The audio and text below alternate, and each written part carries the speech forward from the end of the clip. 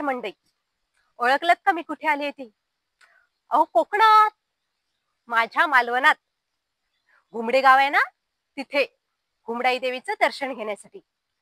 आजचा दिवस आहे 4था आणि आज आपण आलो आहोत घुमडे गावातील घुमडाई देवीच्या मंदिरात. चला तर मग मी तुम्हाला देवीचं दर्शन घडवते. चला तर मग आपण या देवीविषयी अधिक माहिती जाणून घेऊया. तर आज आहेत आपल्या बरोबर आमचे भाऊ सावंत. नमस्कार. भाऊ काका, ह्या देवीची स्थापना कधी झाली? याला जवळजवळ एक 300-350 वर्षापूर्वीचा इतिहास आहे.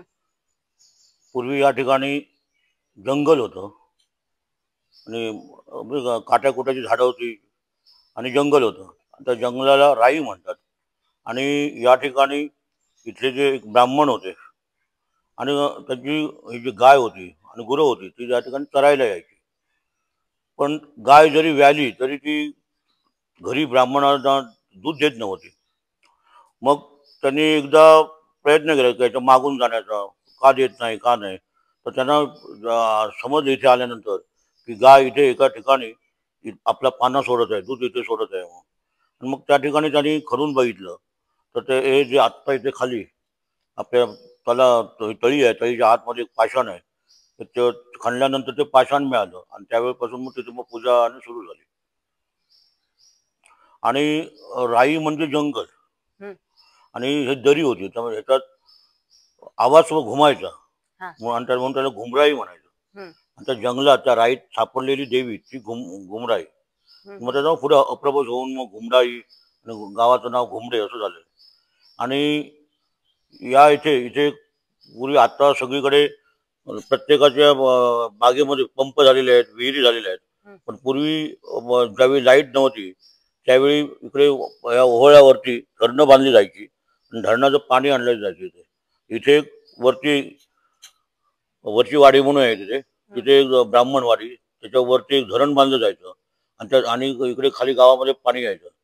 त्या धरणाचा इतिहास सांगण्याचा अर्थ एवढा आहे की त्या धरणाचं नाव होतं ते बटलर धरण म्हणून नाव होतं. म्हणजे इंग्रज अधिकाऱ्याने त्यावेळी ते धरण बांधलेलं होतं. एवढा जुना इतिहास या गावाला आणि देवीच्या मंदिराला आहे. ज्यावेळी पहिलं मंदिर म्हणजे आमचं पिढ्यानपिढ्या सांगितलं आणलेली गोष्ट आहे. पहिलं या ठिकाणी एकदम छोटंसं, आता तळी आहे त्या ठिकाणी छोटस एक घुमटीसारखं होतं आणि तिथे देवाची पूजा केली जायची. त्याच्यानंतर प्रत्येक पिढ्याने येऊन येऊन मंदिराचा हळूहळू विस्तार करत गेल्याने आज जे भव्य स्वरूप दिसतंय ते 2011 साली हा जीर्णोद्धार झालेला आहे. पूर्वी या मंदिरामध्ये देवीची मूर्ती नव्हती. 2011 साली या मंदिराची उंची मंदिराचा जीर्णोद्धार झालेला आहे. आणि पूर्वी या मंदिरामध्ये मूर्ती नव्हती. ती मूर्तीची प्रतिष्ठापना आमच्या इकडचे जे उद्योजक आहेत आणि ज्यांचा या मंदिरामध्ये सिंहाचा वाटा आहे मंदिराच्या बांधकामामध्ये, ते माननीय दत्ताजी सामंत त्यांच्या संकल्पनेतून या मूर्तीची इथे प्रतिष्ठापना झालेली आहे. आणि हे 2000 साली मोठा पूर आला होता आणि जे जुनं मंदिर होतं हे सुद्धा जुनं मंदिर लांबीला एवढंच होतं पण आकाराने थोडं कमी होतं. आपण त्या मंदिराच्या वरून म्हणजे मंदिराची जवळजवळ 8 ते 10 कौलांच्या रांगा वाहून गेलेल्या होत्या. समोर दीपमाळा होत्या त्या पडलेल्या होत्या. खूप फार मोठा पूर आला होता. त्यानंतर मग मंदिराचा जीर्णोद्धार झाला. 2011 साली त्या ठिकाणी मूर्तीची प्रतिष्ठापना झाली आणि त्याच्यानंतर मग इथे वेगवेगळे कार्यक्रम सुरू झाले.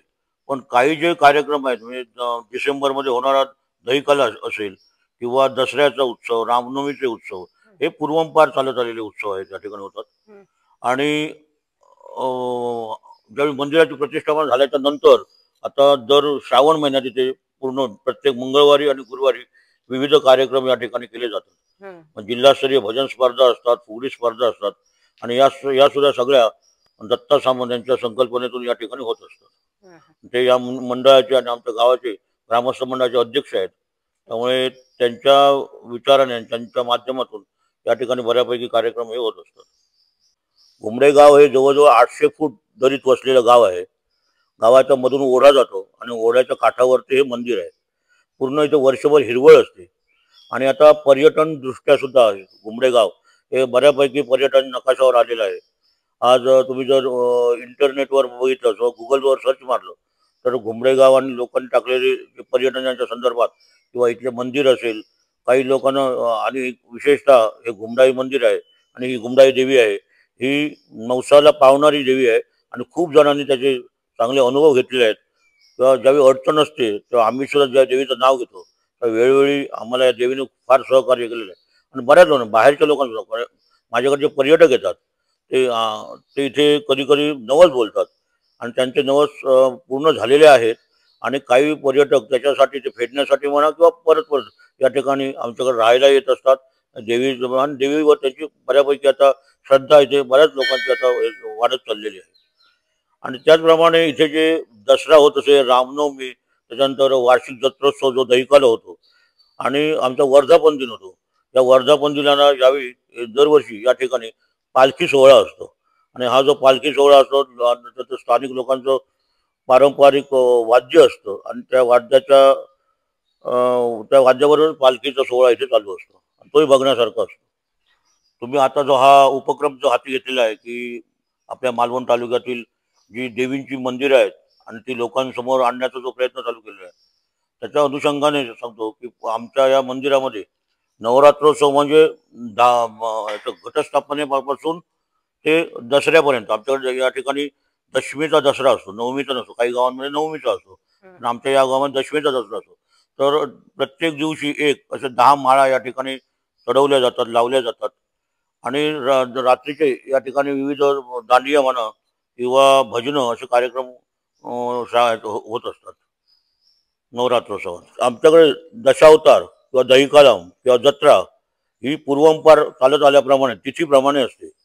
जशी अंगणेवाडीला आपण जत्रा ठरवतो, तारखा वेगवेगळ्या बदलत असतात किंवा ते शिकार करून येतात आणि नंतर जत्रा ठरते, तशी या इथली ही वार्षिक जत्रोत्सव आहे आणि हा सुद्धा पूर्वंपार चालत आलेला आहे.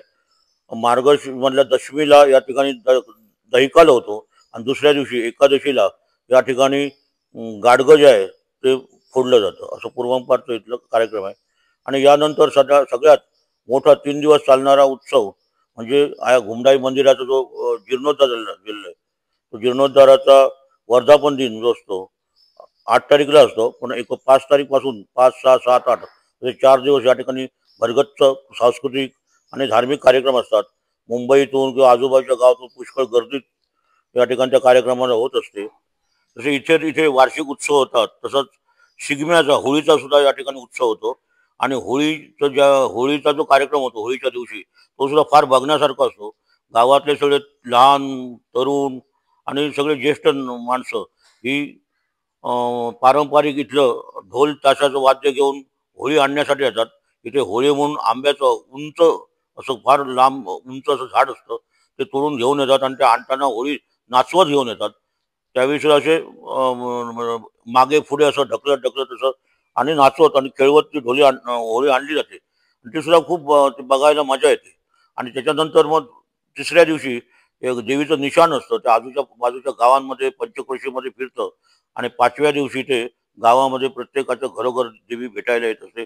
आणि त्यावेळी सुद्धा बरेच मुंबईवरून आणि इतर जे बाहेर जिथे माणसं गेलेली आहेत गावातली, ती त्या निशाण्याच्या दिवशी गावामध्ये येत असतात. आणि त्यावेळी देवीच्या नवस बोलणं आणि हे सगळे कार्यक्रम तिथे होत असतो. धन्यवाद भाऊ काका, तुम्ही आम्हाला या देवीबद्दल खूप चांगली माहिती दिली. नमस्कार, तुमचे आभार. थँक्यू. तर मंडळी, आज आपण घुमडाई देवीबद्दल खूप चांगली माहिती ऐकली. उद्या आपण नवीन देवीसह भेटूया.